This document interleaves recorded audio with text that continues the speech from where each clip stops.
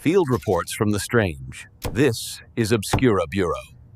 This phenomenon of staging one's own death is known as pseudocide, a calculated act of deception. Individuals who commit pseudocide typically leave behind staged evidence, suggesting accidental death or foul play. The motivation often involves escaping financial obligations, legal troubles, or personal relationships. What makes this case particularly unusual is the perpetrator's subsequent involvement in the search for their own supposed remains. This creates a psychological paradox, where the individual must maintain their deception while participating in efforts to expose it. Such behavior requires maintaining consistent false narratives while interacting with investigators and concerned parties. The psychological strain of this dual existence often leads to inconsistencies that eventually unravel the deception. Forensic investigations typically focus on discrepancies between the staged scene and actual evidence. This case represents an extreme example of deception where the perpetrator becomes part of the investigative process. This form of deception is a documented strategy in high-stakes insurance fraud and false reports. It represents a calculated criminal act, not a spontaneous disappearance,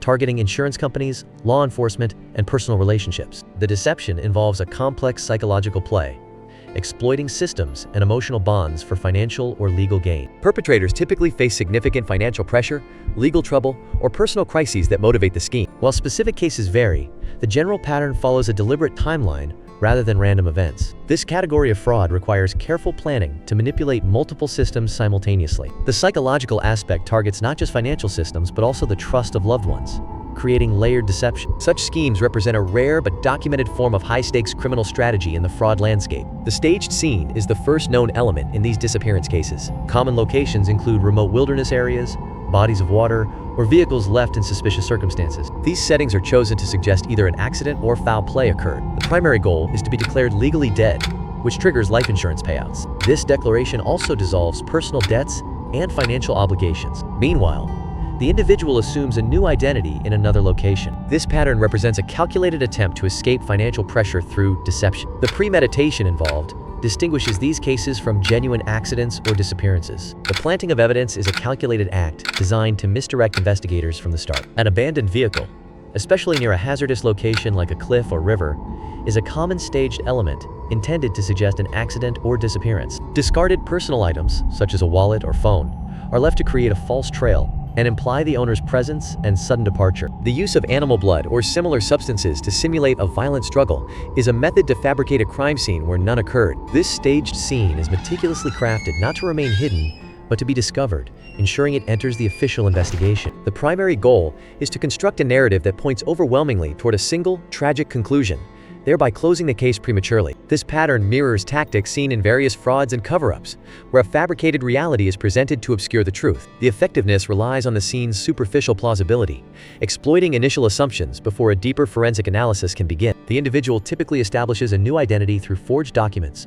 or by assuming the identity of a deceased person. This process often involves relocating to a new region where they have no established connections or recognition. Unlike complete disappearance, they maintain some level of connection to their previous life or network. This partial disconnection allows them to monitor developments in their original identity situation. The new identity provides basic functionality, enough to secure housing, employment, or financial services. This pattern differs from witness protection programs, which involve complete severance from previous connections. The monitoring aspect serves as an early warning system for potential exposure or legal developments. This approach balances the need for concealment with the desire to remain informed about ongoing investigations. This monitoring behavior demonstrates a continued psychological investment in the fabricated death narrative. The emotional attachment to their own supposed demise creates a complex internal conflict. This pattern is observed in various deception cases where perpetrators maintain involvement with their created scenarios. The re-entry phase represents the most audacious stage of the deception. Driven by overconfidence or a need to control the investigation's direction, individuals may initiate contact. This contact typically targets law enforcement agencies or media outlets. Such behavior often stems from psychological mechanisms where the deceiver becomes entangled in their own narrative. The re-entry attempt frequently leads to exposure, as investigators recognize inconsistencies. This direct contact with investigators is often the fatal mistake for perpetrators. By posing as a tipster or concerned citizen, they create a digital and behavioral trail. The new persona, whether an online sleuth or helpful informant, is a carefully constructed facade. This behavior mirrors patterns seen in other deception cases, where overconfidence leads to exposure. Investigators are trained to analyze communication patterns, inconsistencies, and digital footprints. The act of providing false clues to misdirect an investigation inherently creates points of contact. Each interaction becomes a data point for behavioral analysis, comparing the persona to known offender profiles. This mechanism of exposure through self-initiated contact is a common vulnerability in long-term deception. The true success rate of long-term fraud remains unknown because the most effective schemes are never discovered. Statistical data primarily captures failures, cases where perpetrators were caught through audits, whistleblowers, or market collapses. A complete success, by definition, leaves no public record, creating a significant blind spot in our understanding of fraud's prevalence. This hidden success creates a major misconception that financial fraud is a victimless crime affecting only institutions or wealthy investors. In reality, losses ripple through pension funds, insurance premiums, and public services, ultimately impacting everyday citizens. The mechanisms often involve diverting resources meant for public goods or eroding trust in financial systems everyone relies on. Unlike property crimes with immediate, visible victims, financial fraud's damage is systemic and often delayed in its full impact. This pattern makes quantification difficult, but doesn't diminish the real human consequences that follow market manipulations and corporate deceptions. This crime consumes substantial police resources, diverting officers from other investigations and emergencies. It traumatizes families who believe they've lost a loved one, creating psychological wounds that can last for years. Insurance companies pay out millions in fraudulent claims,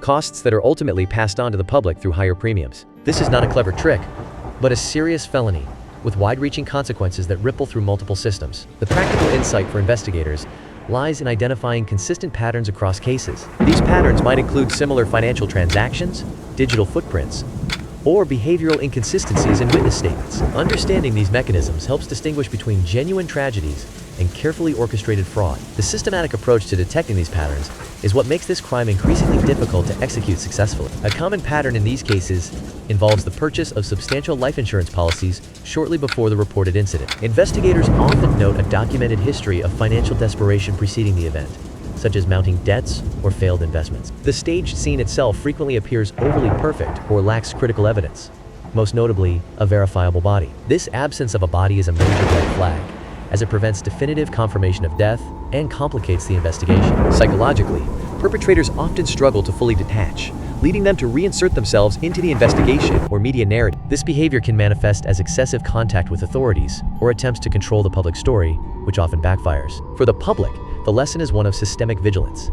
These frauds exploit and drain resources meant for legitimate victims. Such crimes undermine trust in financial safety nets, making it harder for real victims to receive timely support and justice. Faking one's own murder is not a simple act of deception, but a complex web of lies that must be maintained against established systems. The primary challenge lies in targeting the very foundations of trust and procedure that society relies upon. Unlike other frauds, this act directly manipulates the investigative protocols designed to uncover the truth. It requires anticipating and countering the standard procedures of law enforcement and insurance agencies. Every fabricated detail, from a staged crime scene to false witness accounts, must hold up under intense scrutiny. The perpetrator must continuously manage the narrative, often creating false digital trails and alibis. This creates a psychological burden, as the lie expands to encompass friends, family, and official institutions. Ultimately, the complexity is not in the initial act, but in the sustained performance required to deceive systemic trust. If the report helped, subscribe and open the next case.